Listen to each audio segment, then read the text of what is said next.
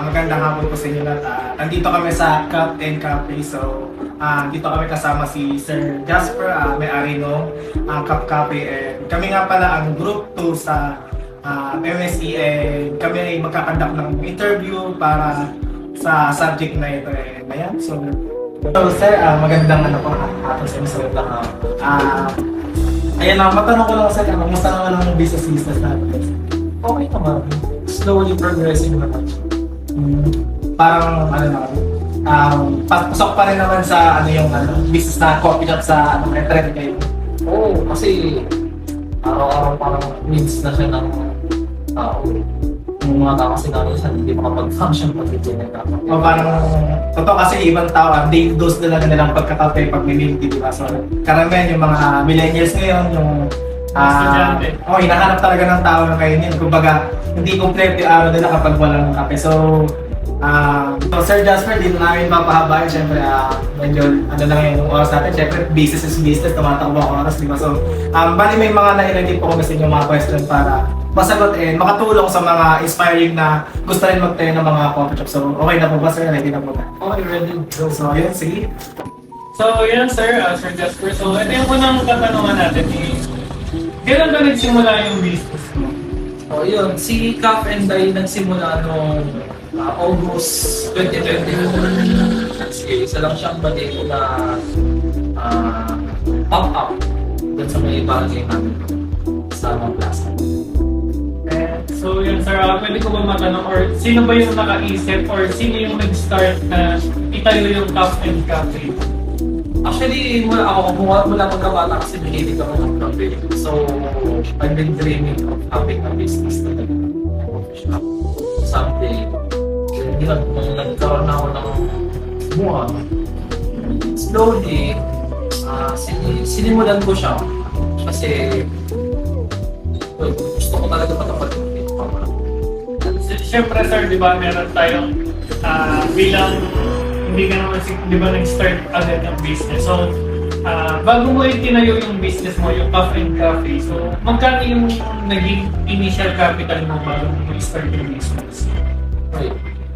Initial capital sa cafe, if I'm not mistaken, 3,000 ang pinaka-capital ko noon. As in, we're serving 3 to 4 or I think 5, yun, mga 5 na flavors yung sinaserve ko pa lang. Iba talaga yung pagka talaga gusto mo yung ginagawa mo, di ba? Iba yung mararating kahit ganun, kahit sabihin natin siyempre sa iba, hindi naman ganun kalaki yung 3,000, di ba? Yun, magaling Sir Jasper magano ng mag-budget, di ba? So, sir, since di ba meron ka namang favorite mga work, meron ka pa rin bang nararanasan or na-encounter na nangyari sa'yo noon, then nangyayari sa'yo ngayon? Unang-una talaga na nararanasan ko ngayon na problem dito sa store. Siyempre yung lack of employee talaga. Kahit nung nandun pa naman ako sa dati kong work, kapag nawawala ng tao, parang napipilayan siyempre yung store kasi hindi maayos nakakapag-function. Yung isa may duty doon sa area na yun, mawawala. So, kailangan mo mag-sure lang. Ngayon, ang pagkakaparehas naman niya dito sa store ko is, yun, ako lang kasi hindi yung duty dito mag-isa. So, kapag wala ako dito, kapag busy ako sa labas, hindi mag-function yung store. So, parang kung wala ka, walang kapalit. So, kasi kapag merong employee, parang meron ka mapagkakatiwalaan na kahit may ibang ang ginagawa, di ba? Meron kang nagpapaandar kung papatakbo ng business. So, yung pang-lima natin question, sir, is paano niya pinapabuti yung operation niyo araw-araw? So, siyempre, pinapabuti natin siya sa pagkakaroon ng availability ng mga products natin. Siyempre, nag-business na tayo. So, kailangan, kung binibenta natin, always available. Dapat hindi tayo nawawalaan ng stocks kasi yun yung hinahanap-hanap ng mga customer. Hindi mo dapat mawala.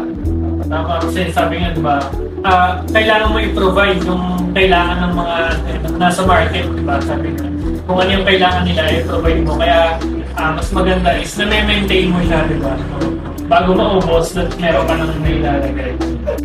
So, ayun nga po. So, may tanong din po ako na, so pang-anim po, kung may babaguhin ka simula ng negosyo nito, ano ito at bakit? Siguro sa simula, dapat siguro na pagkakalan ko yung market na tatahakin ko. Kung sino yung talagang target market ko. Kasi sa negosyo kasi, hindi kasi sapat na available lang yung stock mo, may pwesto ka, masarap yung tinitimpla mo kape. Kung wala ka naman sa tamang place, location na pagtitindahan mo, wala din mangyayari sa negosyo mo. Siguro kasi itong una, yun, nagsimula lang kami as pop-up dun para sa mga plaza. So, ang target market ko talaga kasi mga students, tapos yung mga nagtatrabaho. So, since nasa loob siya, madalang siyang daanan ng tao. So, kahit masarap naman, hindi nabili naman, pero madalang. Hindi ka tulad dito, na nalipat ako dito sa Makati. Siyempre, mas daanan ng tao, mas nakikita. Yun. Mas madami yung benta compared dun sa Kung baga parang hinahanap kita talaga yung mga maraming customer at para mabenta talaga. oo. Kasi kapag naglagay ka lang ng kung saan-saan na hindi mo pinag-aaralan yung target market, wala din mangyayari sa business. So, yun nga po. Ito na po yung sunod. Gaano nakatagal ang business nito mula ngayon? Ayun. Masaya ako na nakalagpas na siya sa 1 year. First day niya. Actually, nag-anniversary kami nung August 2025.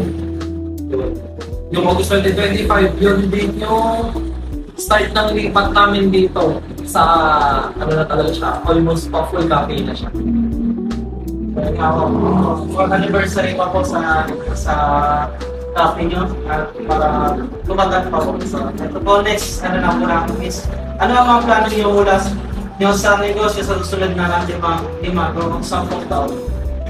Siguro ang plano ko ay business expansion siyempre. Para yun naman yung talagang ine-aim ng mga entrepreneur, ng mga businessman na mag-expand na business. Siyempre, sino ba naman yung gusto na dito lang tayo sa isang place. Siyempre, gusto natin yung makilala.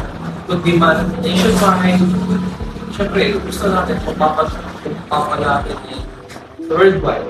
Makakunin tayo din tayo ng franchise. Mga franchise.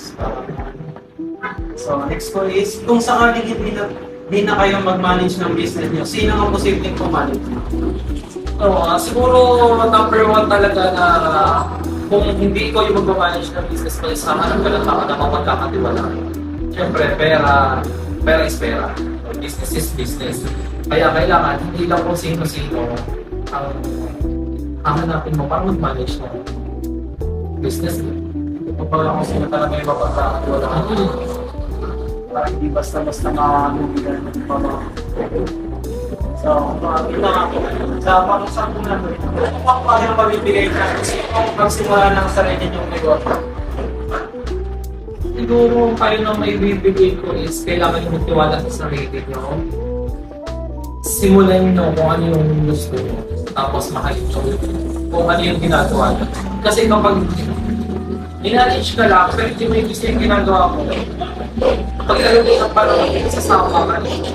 Sasama ka rin na gawin ang gawin paulit-ulit, mapapagod ka. Pero kung yung katulad ng ginagawa ko, natitigla ako ng kape, nagbibenta ako, nakikipag-usap ako sa mga customer ko. Hindi ko nararamdaman masyado yung pagod. Hindi napapagod, syempre. Naggagawa tayo ng mga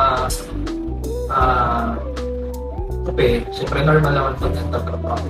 Parang na lang ako naglalaro kasi yun, gamay ko na lahat ng ginagawa.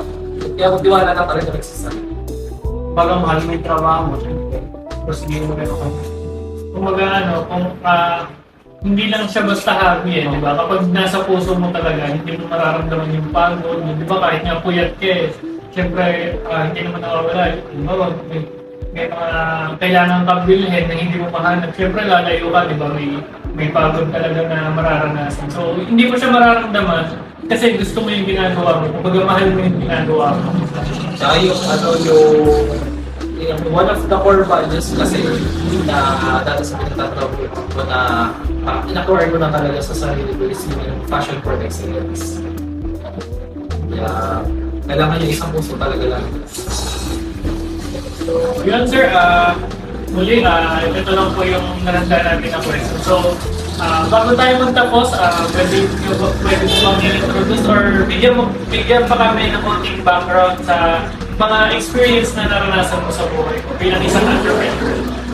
So, hello guys, I'm Jasper Barastali, former shift manager ng McDonald's Philippines, former shift manager barista ng Seattle's Best Coffee Philippines po.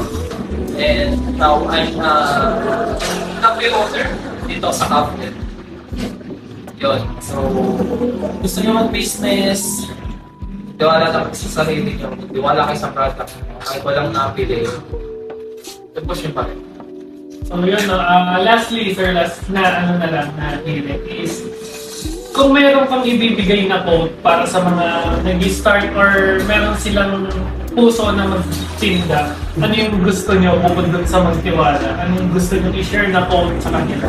Well, kung may isang quote ako na may bibigay sa lahat ng mga young entrepreneur, kailangan may quote ako na isa na naalala ko, chase the vision, not the money. Money will end up fun with you.